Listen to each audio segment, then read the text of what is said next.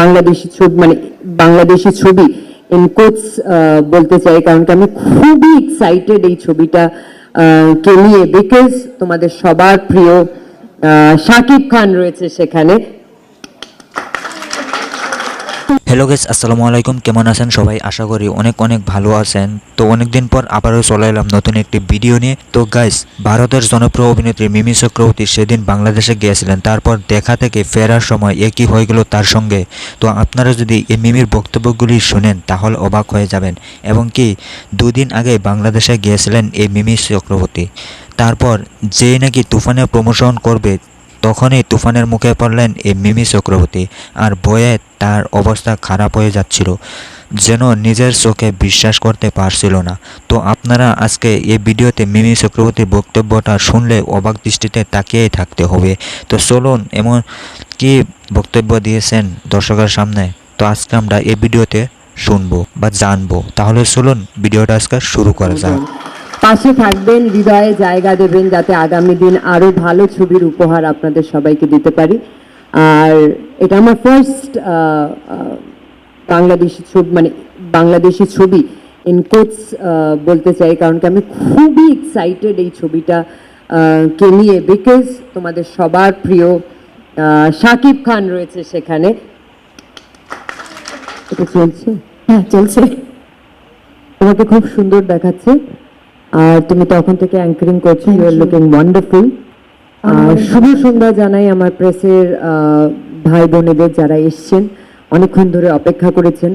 আমি কৃতজ্ঞ আপনারা আজকে এখানে এসছেন এবং আমাদের পুরো ইভেন্টটা কভার করছেন, কারণ এটা আমার বিশ্বাস, দৃঢ় বিশ্বাস যে আমরা আজকে যদি বন্ধ ঘরটার মধ্যে একা কথা বলতাম, আমাদের কথাটা পৌঁছতো না।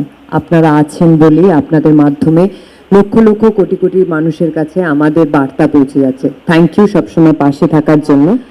মঞ্চে উপস্থিত সবাইকে সবার ইন্ট্রোডাকশন বা সবার সম্পর্কে ভালো কথা বা কিছু, আমি এগুলো কিচ্ছু বলতে চাই না। আমি মনে করি আমরা সবাই মিলে খুব মিষ্টি একটা প্রজেক্ট তৈরি করেছি। আর আমাকে সেই এত বড় একটা ফিল্মের অংশ করেছেন প্রডিউসার্সরা অ্যান্ড ডিরেক্টররা। সো আমি আপনাদের সবার কাছে কৃতজ্ঞ আমাকে ছবিতে নেওয়ার জন্যে।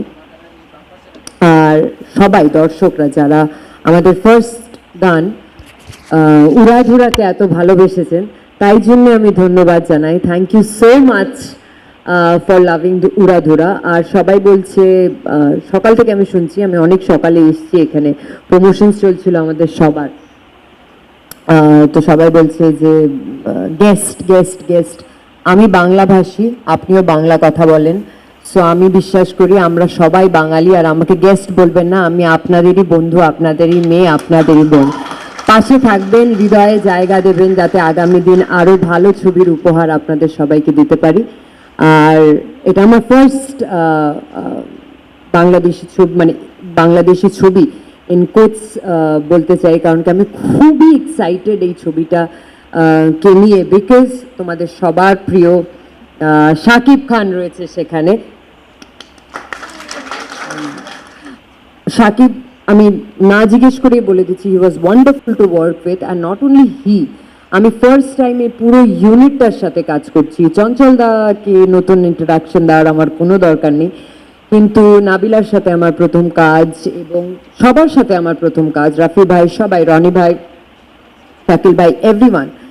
এত কমফোর্টেবল ওরা আমাকে ফিল করিয়েছে যে আমার একটা বার মনে হয়নি যে আমি বাইরে কোথাও কাজ করছি, আমি অন্য একটা ছবি করছি। So thank you so much for making me feel at home. Thank you so much. আর আমি জানি বাংলাদেশি মিডিয়ার অ্যাপ্রোচ, রিচ প্রচুর। সো আমি আপনাদের এটাই বলবো যে আমাদের ছবির এত ভালো করে করুন যাতে এটা super duper duper duper blockbuster hit হয়ে যায়, আর ঘরে ঘরে যেন আমাদের ছবির প্রচার হয়, আর সবাই যেন হলে গিয়ে আমাদের ছবি দেখে। আর মেয়ে, আপনি যে মোমেন্টে আমাকে প্রশ্নটা করেছেন, সেই মোমেন্টটা, সেই ক্ষণটা, সেই সেকেন্ডটা আর কোনোদিন জীবনে পাবো না, যতই চেষ্টা করো। So that is the most precious, time is the most precious thing on earth. আর এটা বাঙালি অবাঙালি বলে নয়, আমি বাইরেও কাজ করেছি, কেউ ইচ্ছে করে লেট করে না আমার মনে হয়, তাই জন্য কি কাউকে দোষারোপ করা যায় ভাই? যায় না তো।